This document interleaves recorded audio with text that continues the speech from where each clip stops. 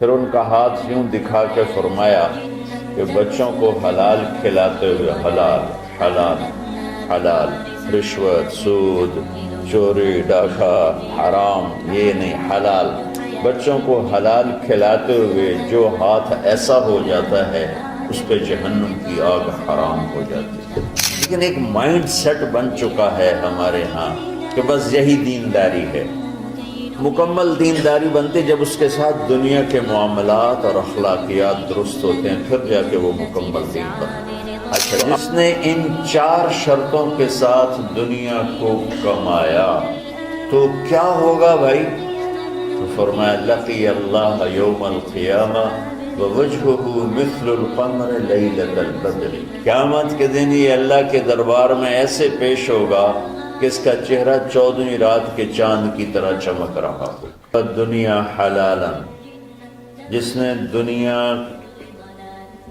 کمائی حلال، کاروبار کیا، نوکری کی، تجارت کی، زراعت کی، کوئی بھی ریڑھی لگائی، چھابا لگایا، سائیکل پہ منیاری بیچی، جو بھی کیا، من طلب الدنیا حلالا، جس نے دنیا کو طلب کیا حلال راستے سے، سعین علی اہلہ، اب بھائی کیوں کماتے ہو؟ کہا جی بچوں کو کھلانا ہوتا ہے اس لیے۔ تعطفا علی جارہ، کیوں کماتے ہو؟ کہا جی کوئی اللہ کے غریب بندے ہوتے ہیں ان پر خرچ کرتا ہوں۔ استعفافا عن المسئلہ، کیوں کماتے ہو؟ کہا جی کسی سے سوال نہ کرنا پڑے۔ تو 4 باتیں میرے نبی فرما رہے ہیں، رزق حلال کمایا، بچوں پر خرچ کرنے کے لیے کمایا، غریبوں پر خرچ کرنے کے لیے کمایا، اور سوال سے بچنے کے لیے کمایا۔ اس میں کوئی نماز، روزہ، حج، زکوٰۃ، تہجد، تبلیغ، جہاد کا کوئی ذکر ہے نہیں۔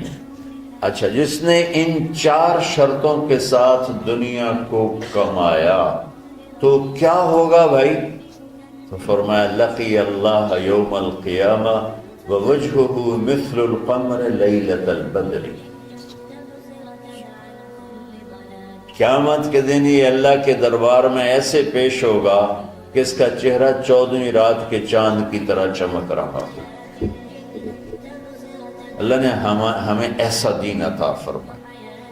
حضرت سعد بن معاذ رضی اللہ تعالیٰ عنہ آپ کی محفل میں بیٹھے ہوئے تھے تو وہ دہاڑی کرتے تھے، مزدوری کرتے تھے اپنے باغ میں خود ہی۔ تو آپ کے ان کے ہاتھوں پہ نظر پڑی تو ہاتھوں میں مزدوروں کے نا ہاتھ سخت ہو جاتے ہیں، بہت ہارڈ ہو جاتے ہیں، وہ کسی چلا چلا کے ہاتھوں سے کام کرتے۔ تو آپ نے دیکھا تو ان کے ہاتھ بڑے سخت۔ آپ نے ان سے پوچھا سعد یہ تیرے ہاتھوں کو کیا ہے؟ کہا یا رسول اللہ خود ہی مزدوری کرتا ہوں بچوں کا پیٹ پالنے کے لیے، تو وہ کام کرتے کرتے میرے ہاتھ ایسے ہو گئے ہیں، ٹھیک ہے،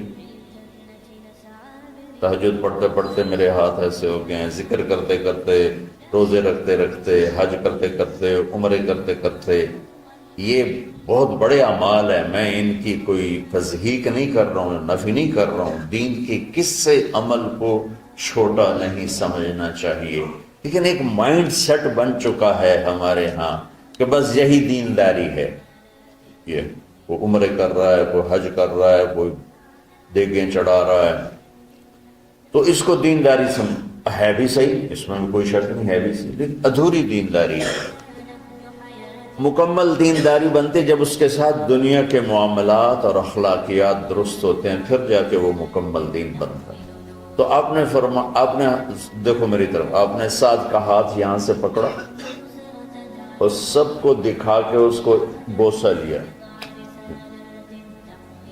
پھر ان کا ہاتھ یوں دکھا کے فرمایا کہ بچوں کو حلال کھلاتے ہوئے حلال حلال حلال، رشوت، سود، چوری، ڈاکہ، حرام یہ نہیں، حلال۔